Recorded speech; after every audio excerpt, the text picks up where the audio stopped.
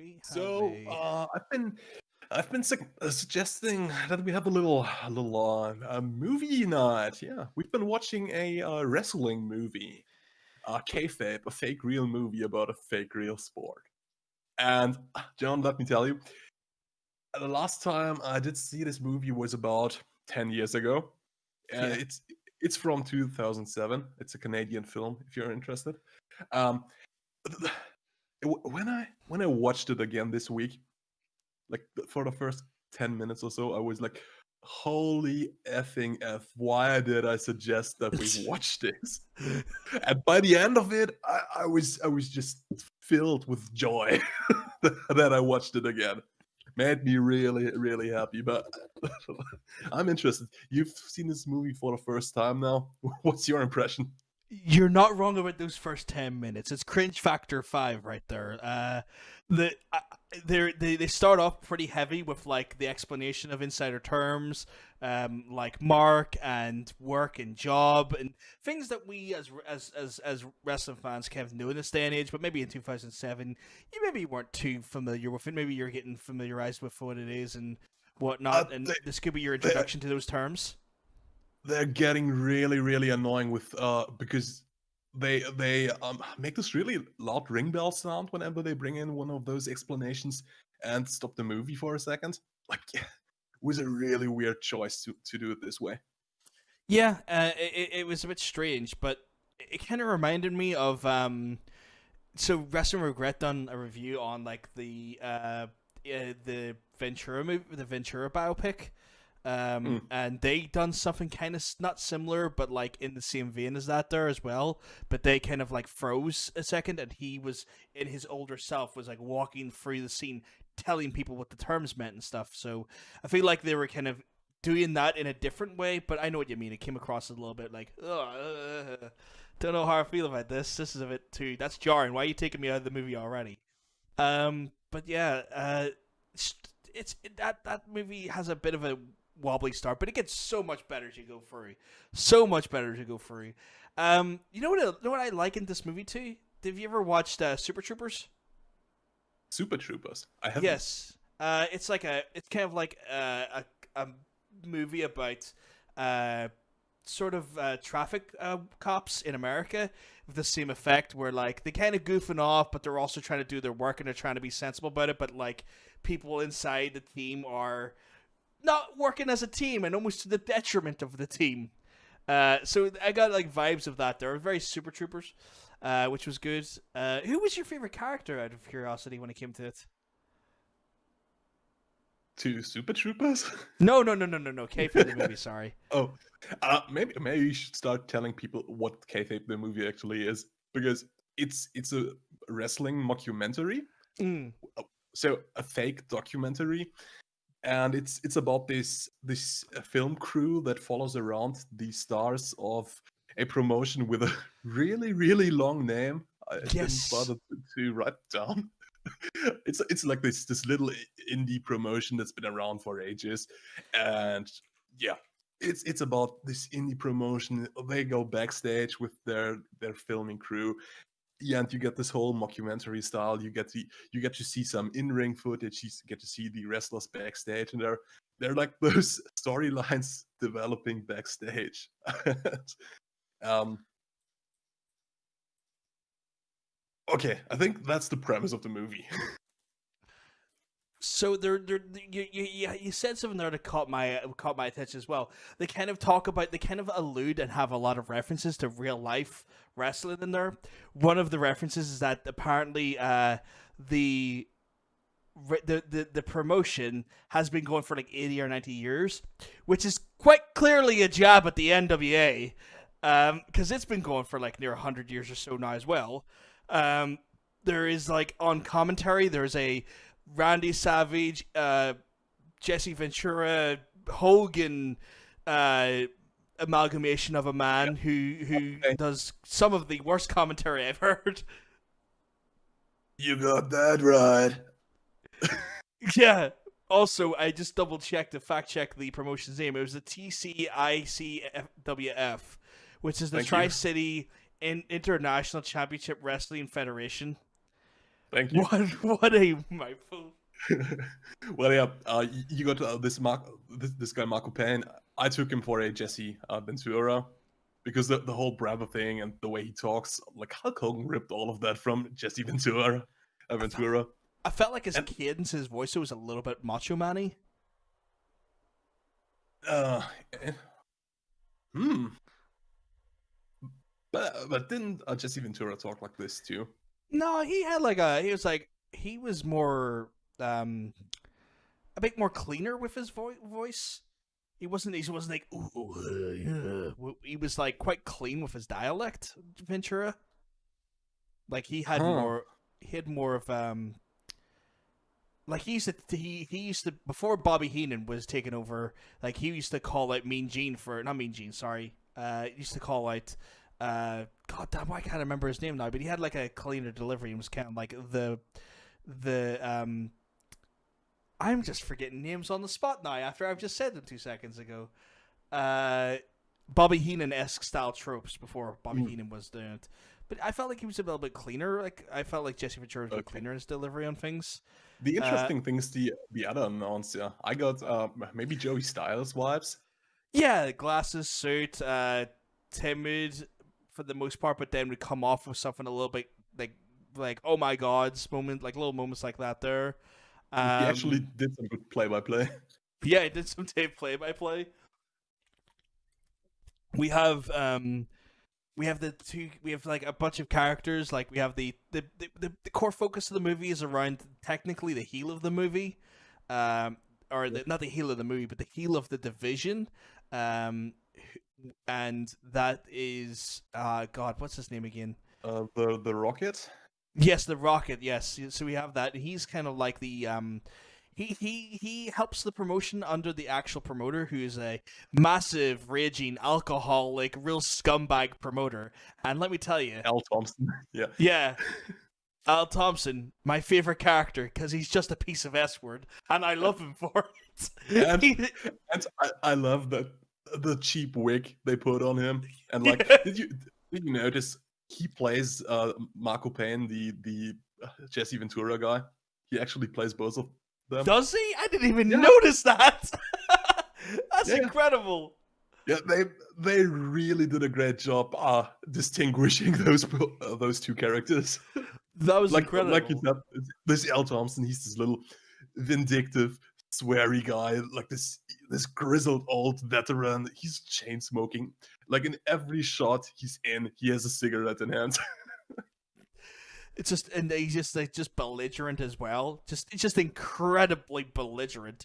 Then we have the actual villain of the movie, or at least the perceived villain in my mind, which was Steve Justice, who kind of tries to undermine a lot of Randy Tyler's stuff. So he kind of, anytime Randy tries to like do things right, he's there trying to get himself over, almost at the detriment of the promotion. He does things that makes matches so much heavier, makes matches not happen because of what he does with his shenanigans backstage. Just kind of scuppers the promotion left, right, and center. And then you have the interesting thing there is like really the story about this, because like you said, you have the biggest heel of the promotion, the Rocket Randy Tyler, and the biggest face of the promotion, Steve Justice. But like backstage, their roles are reversed. And the interesting thing is, we'll later learn in the movie those two broke into the business together, and they were like a tag team for an eternity, had a lot of wacky gimmicks, and were like best friends. But then like Steve Justice, like they said, he broke into the show. He got a gig on like one of the big promotions, never say the name outright, and he got really high on his fame. And yeah, that's basically what drives him. He thinks he's the big name. He's too big for this little indie promotion.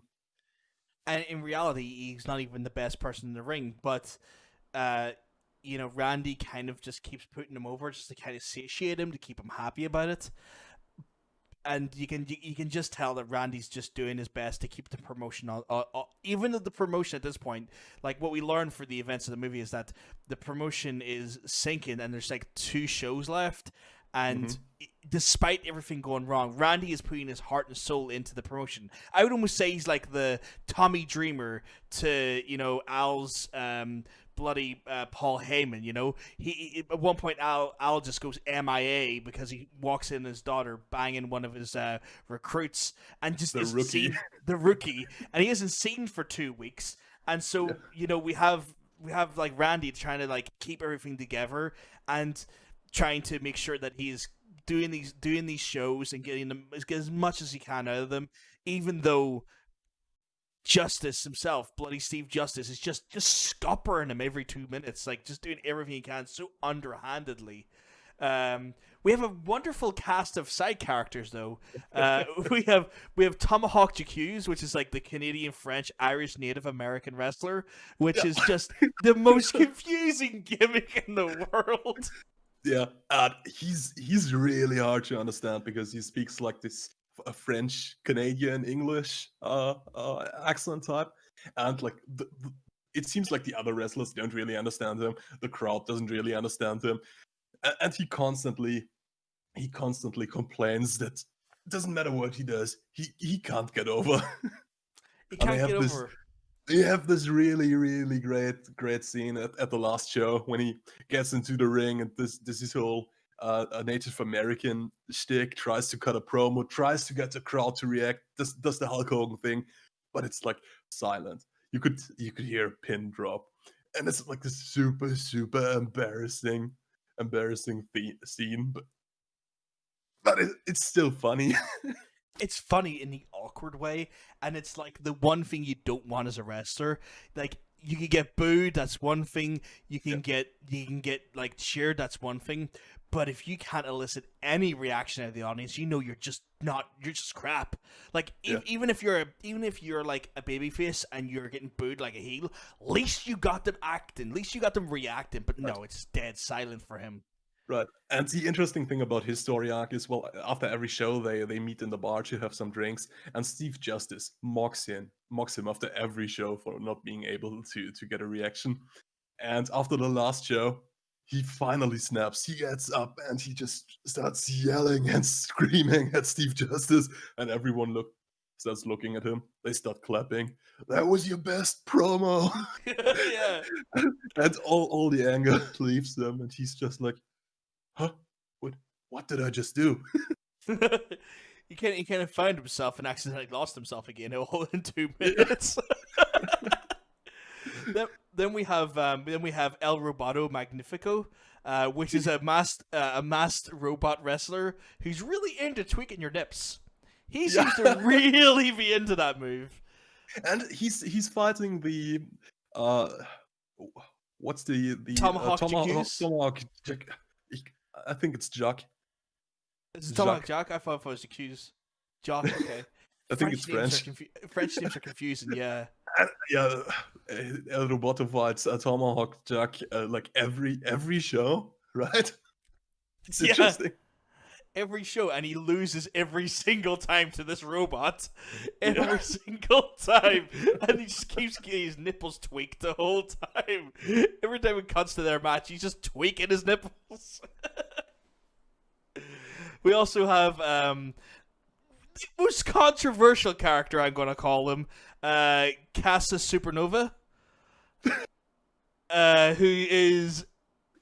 I love it when another wrestler questions his gimmick.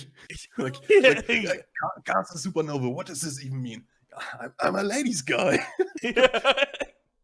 It means house of Supernova. What does that mean? I don't know. I don't speak Spanish. I'm a ladies guy.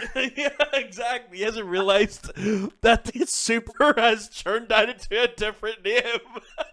Yeah. This is really questionable arc where he's just the most inappropriate man in the world, and plays... Sorry, go ahead. He plays like this really like offensive, over-the-top gay stereotype, right? Yeah. But as it turns out, in the last scene of the movie, his fiance comes into the locker room, and it's this model woman. Yeah. Yeah, and the joke is like everyone is stunned when she walks in, and he says she's his fiance. And That's the joke. and this is after a match in which he has with one of the other guys. I don't think I caught his name Top too Powers. well. Sorry, who? Top Powers, the Christian guy. Oh yeah, Top Powers. And this is like after a really questionable amount of spots where he is just a bit too happy to be in compromised positions. Yeah. And there's one part where he's between his legs and he calls it hot, and then there's one part where he's in an abdominal stretch and he's thrusting into him and he's calling it hot. And this is when Todd Powers like submits, and Marco Payne on commentary even says, "I think nobody has ever submitted to an abdominal stretch." So that was incredible. And like every time a match ends, we have the wonderful line which makes no sense at all. Call your grandma, baby. This list is over. And the other announcer finally asks him after the last show, "What does this even mean?" This is so blunt. Like, what do you mean? It just means it's over. It's done. Like so matter of factly. Well, back to Casa Supernova. I give them the benefit of the doubt and say it's actually brilliant how they did write him, because like I said, it appears to be a really offensive, stereotypical gay character. And this is what the audience reads. Mm-hmm. And then we learn he's not gay. This no gay man would act like this, right? It's a reason why this like this super offensive stereotype, because no gay man acts this way. Only a straight man could be stupid enough to act that way. But you know what? There is some speculation drawn into the end of the movie. Now, remember when you remember Randy breaks down where everyone went after a while? They do say that he and someone else, I can't remember which one of the wrestlers, end up tagging together in a different division with his wife. And then they do say that, oh yeah, apparently they're getting involved in some sort of angle that's a four-way. And so they do still kind of allude that maybe he was bisexual. They kind of leave it on an open door there.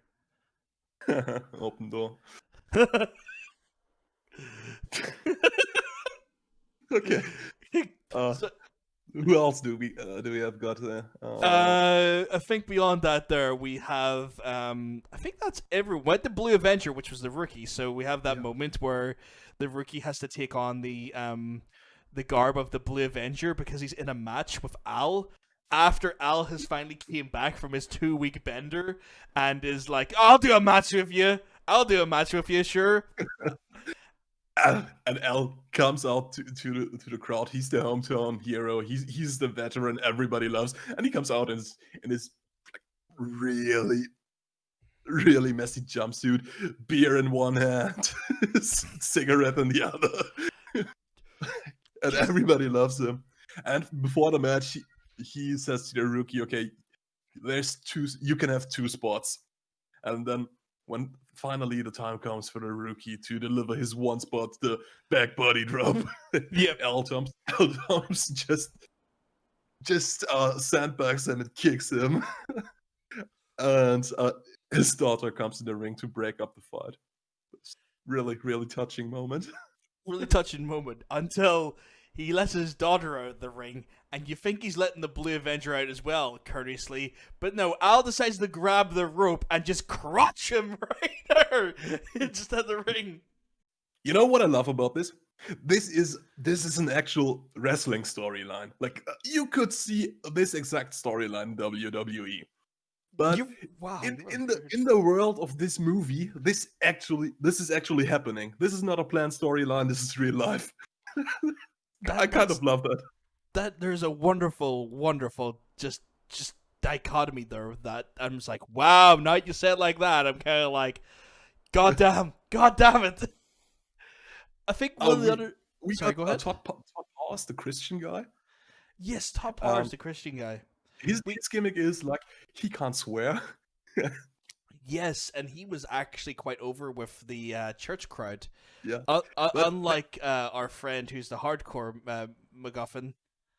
well, let's stay on Todd Pause for a little second there, because like he's got this little backstage promo where he talks about not swearing at the other people give him a shite about it.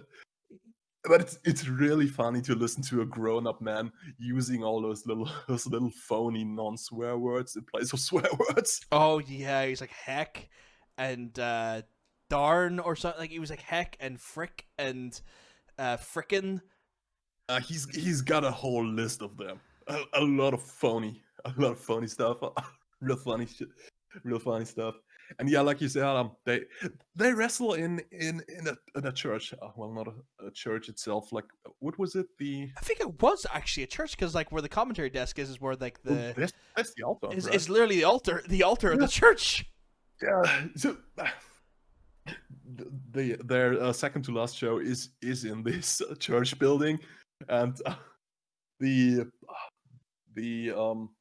head priest of the church is enraged why they even are there. He doesn't like wrestling at all. He tells them all to keep it clean. And this leads us to our next friend, Mr. Lucky. Lucky, who's a hardcore heathen in the whole lot, and this boy just blades for the hell of it. Every match he's ever done, he just blades, and it was to a point where Steve Justice and Randy Tyler at one point talking about him backstage say, is he just a hemophiliac or something? Like, what is going on here? And Steve Justice says he's only got 2 moves. He does chops and he blades. How can you have a match with him for 10 minutes? And then this wonderful moment where like he's having this interview, this really candid interview with the team, and he's like, "Oh yeah, I'll show you how I do it." It's like, "No, we don't want to see." "Oh no, I'll show you how I do it all the time."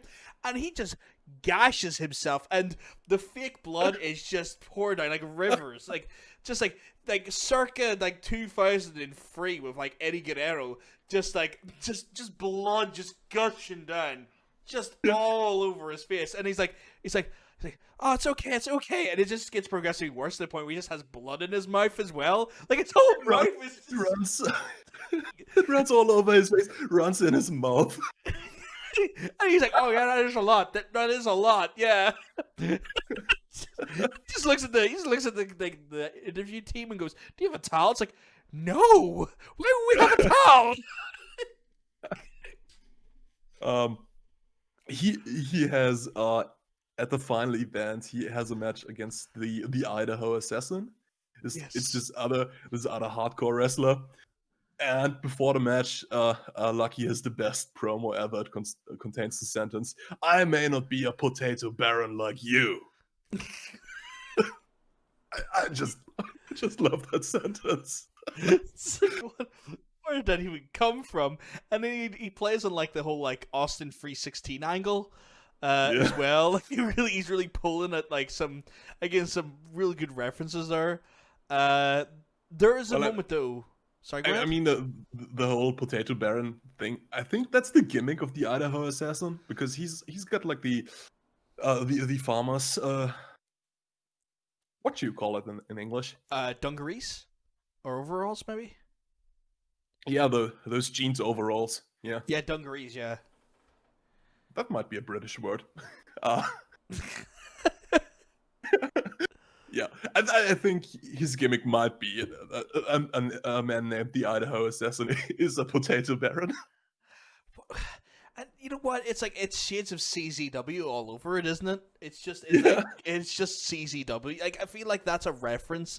I feel like this is one of like the well placed references about real life wrestling. Like for example, the show is WWE. Clearly, it's the show. That's a CCW reference. This indie, the bloody TCICWF is like clearly an homage in a tongue-in-cheek way to the NWA. Like there's just a lot of little like what I really liked about this movie is just those little references in a way that just if you're a wrestling fan you'll get them. Definitely. And then there was one other thing that stood out to me. There's a moment where the commentator, I can't remember who's the long haired guy that Al's playing again. Commentator was him Marco again. Payne. Yes, Marco Payne. He has this moment where he's in the locker room and they're complaining about who's gonna finish and who's gonna win and who's going over and whatnot. And he has this whole moment where he freaks out and he goes, he's been the champ 26 times. You know what that means? What? He's lost 26 times. And like it really kind of puts it into focus. It's like, yeah, maybe you should just get over yourself. This is predetermined. Like, you have to lose sometimes. You have to. You know? And I thought that was quite poignant because, like, I feel like even us as fans sometimes get really upset that people get buried. But that kind of shows you, like, yeah, if you don't, if someone gets buried, know how easy it is to unbury them. Have them win 4 matches in a row. You can just do it. You write the script. It just takes that. All you gotta do is flip the script. And I feel like that was kind of a shot against fans who get too annoyed by burials. And don't get me wrong, burials sometimes suck because we know what that can do for people's careers. I read that a little bit differently. I read it as wrestlers buying in too much into their characters. Interesting. Okay. Because like you said, I mean they do the job. They get taught how to do the job. They know it's a job. But they buy so much into it that they start to argue about wins and losses. Yeah. I feel like I feel like we've both seen the same thing from a different perspective. You saw it from the wrestler standpoint, and I saw it from the fan standpoint, which I think is quite an intriguing little dichotomy there. Yeah, yeah.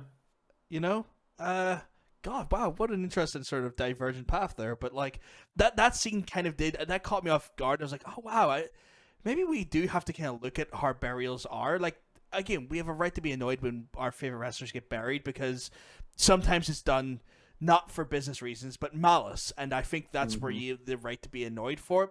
Oh, but yeah, definitely. But sometimes we just got to remember that they can't win all the time. Otherwise, what's the point in winning? If you don't lose to make the stakes make something sense.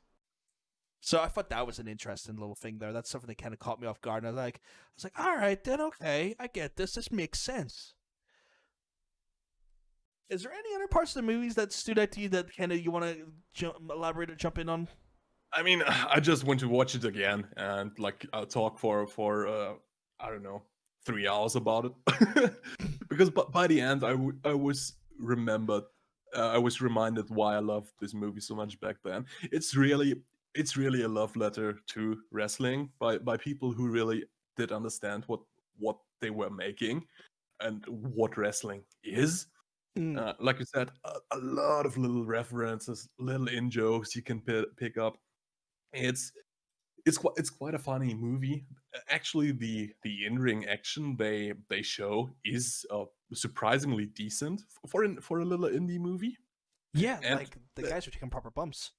Yeah, and what's interesting is that the guy who plays Steve Justice, Michael Roselli, was actually the stunt coordinator for a lot of big Hollywood movies. Really? Okay. Yeah. Let me. I got it prepared somewhere. He did stunts for Fantastic Four: Rise of the Silver Surfer, X-Men. I had some else. X-Men 2, I, Robot, Dreamcatcher, some Uwe Boll movies, Postal and Far Cry. Oh jeez. But I mean, like X-Men, I, Robot, but those are big movies. Yes, stunt coordinating for them. They're huge movies. And I just want to talk about the acting a little bit because some of the acting isn't really that great. But let me tell you, for this little indie movie, and they got people who had to wrestle and act. They're actually quite decent, and some of them are actually good. Yeah, like I mean, we don't normally see this level of actual working inside a movie about wrestling, or even like even a biopic, because there has been some biopics of wrestling that have not been done by WWE and whatnot, and it's the level of actual bumps being taken and the types of bumps I was very impressed by. I was really impressed by it, and you know, even though the acting's not great, there's a charm to that. There's a charm to it, which is nice. I do feel like we need to say though that if you are watching, if anyone wants to watch it, they can actually watch it. It's completely on YouTube. It's been made available for free on YouTube back in like September 2016 after the original website for the movie went down. So you can watch it on YouTube. You don't have to spend any of your hard-earned cash. That's how we watched it, and you'll be supporting obviously the people who produced it by watching it on YouTube as well. And what's interesting, the estimated budget for this movie is 50,000 Canadian dollars. 50,000 isn't really much when you consider how many people are on the cast, the film crew you need, a sound guy, you need someone to edit this, all the locations they had. Just look at the crowds they got for their shows. They actually have a decent amount of people there. It's kind of impressive how many people were involved in making this. Yeah, like their last show in movie actually has bigger crowds in WWE at the minute. You know, so, so you know, fair play to them. Sorry, I just had to get that one in. But yeah, no, like I'm really impressed by that. 50 grand budget's nothing, especially in a movie. Yeah, it's like camera rental alone can cost you like $5,000. Yeah. Yeah. They must have gotten a lot of the allocations for free. The crowd must have been all volunteers, friends and family of the people involved. And you know what? Fair play. Like, I mean, it's passion projects like that that really kind of hit you better, like hit you harder in the right way, because there is a charm to that. So on the mockumentary scale, Kayfabe gets 5 stars out of 5 from me. I would give it a 4.5, definitely. Only reason I say 4.5 is because there is times where I didn't enjoy like the first 10 minutes, and then there was also like